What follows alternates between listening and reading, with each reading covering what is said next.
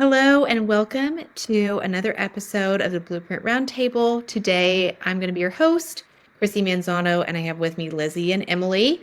And today's question on the roundtable is it ethical to coach candidates during the interview process?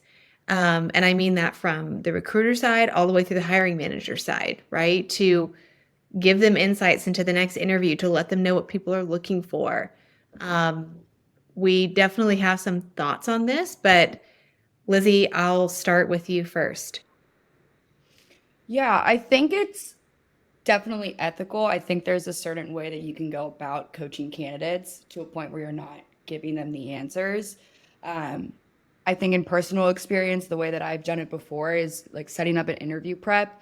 And my coaching is really asking them, one, do you have any questions leading into this final interview? Can I help you answer those questions? And then two, almost I wouldn't even say giving them the answers as to like what's going to be asked, but saying, hey, be prepared to speak in detail to the knowledge of X company.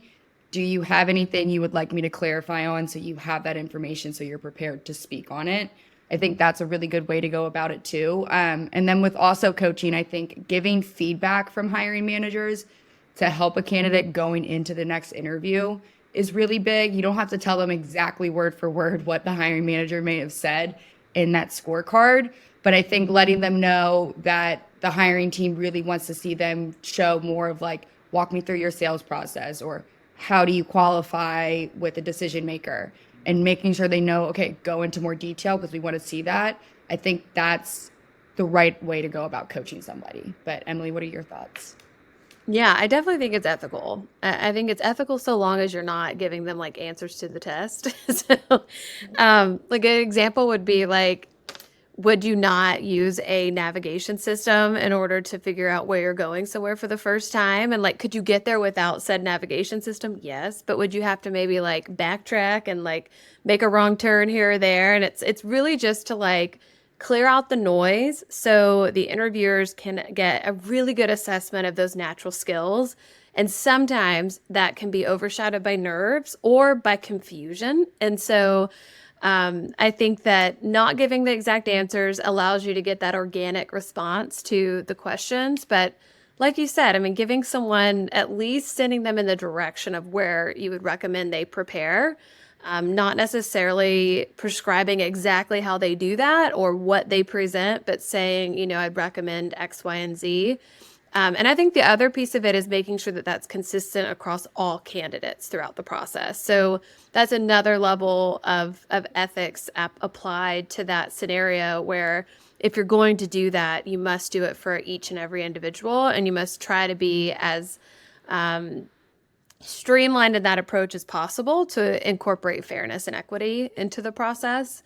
But yeah, I think it's totally equitable. I mean, you wouldn't go into a major test that would determine a final grade of, a class without studying just a bit, and Yeah. your professor's not going to give you all the answers, but they're going to maybe guide you to the topics that you might want to study on. So it's still a very good assessment of, what you know internally, what your natural instincts are. And I think asking candidates to go into conversations completely blind may work out. Some people are really good at that, and some people aren't. And it really is no indicator on whether or not they'd be good at the role. I've seen people be really good at interviewing and not necessarily good at the tactical execution of said role. It's not often, but it can happen. And so I don't think that, I think sometimes companies might worry that if they give too much information, that they're, spoon feeding responses. And I think it's really, really rare that that happens. I think sometimes from the perspective of a company, like all that you know, and you sometimes, especially if you've been there for a while, you forget that other like external candidates like might not know the inner workings. They're hearing everything for the first time, and so that information overload alone constitutes a need for giving them at least high level direction on where they might want to take it or prepare. But yeah, Yeah. I think we're all kind of aligned on that high level, but curious if you have a ending thought, Krissy. Well, I have a question actually. So some people would say, Oh, okay, okay. that's great, but I I don't want to hire people that I have to explain what I'm expecting out of this presentation, this discovery call. Like, if they don't know that right away, then they're not the right candidate for us. Like, if I have to outline, this is what I want you to prep for, then they're not the right candidate. Otherwise, I'm not going to trust that like they really understand those basics around whatever role they're hiring for. How would you respond to that? I think two things. I would respond with a question. I would ask them what their onboarding process looked like.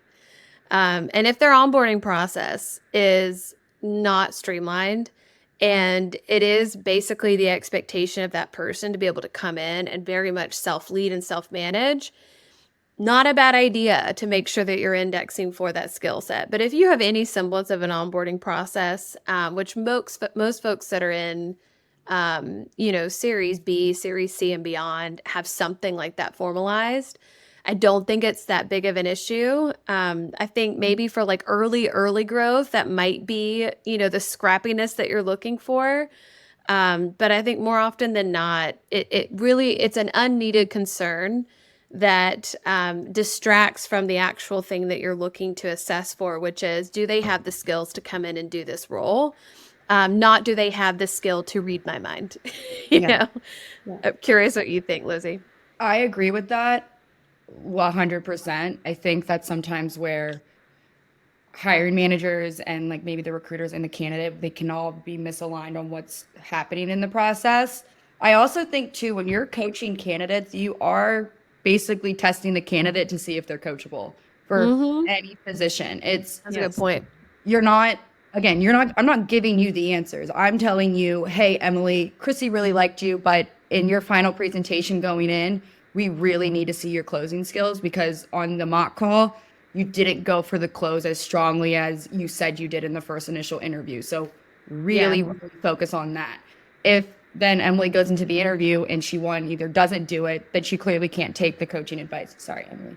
It's all right. But- hey, yeah, good But example. if does do it, that's something that hiring managers should be like, okay, this candidate took the feedback, they were able to be coached and they applied it and then they crushed it. So I think that's definitely one of the big pros in all of this is you are testing the candidate to see are they coachable or not. Yeah.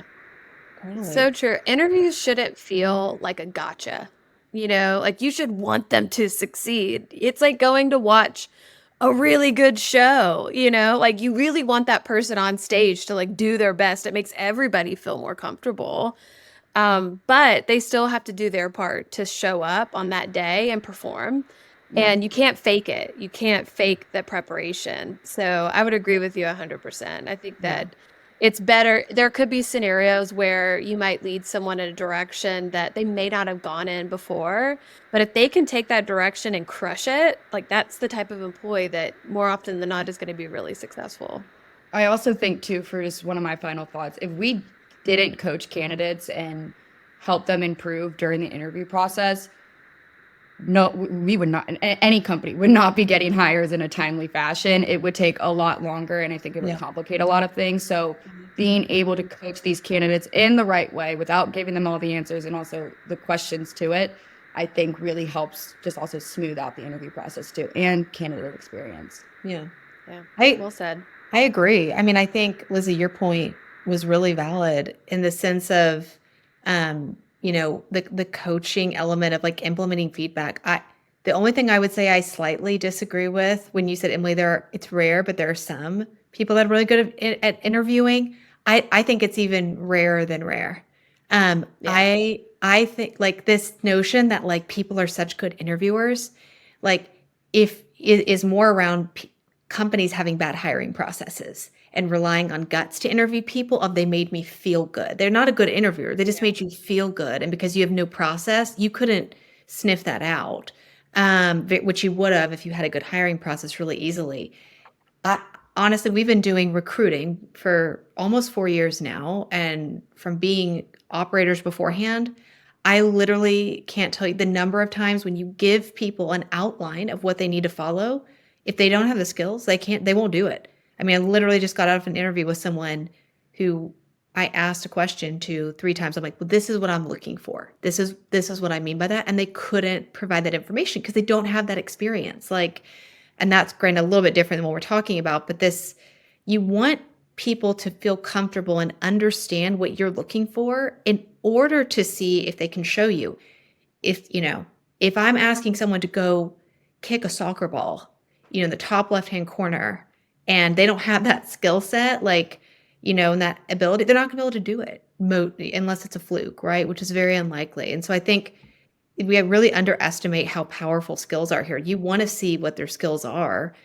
You wouldn't ask a rep to do a demo without ever showing them what it looks like. I mean, you literally could show someone a perfect demo, walk them through everything and say, go do it.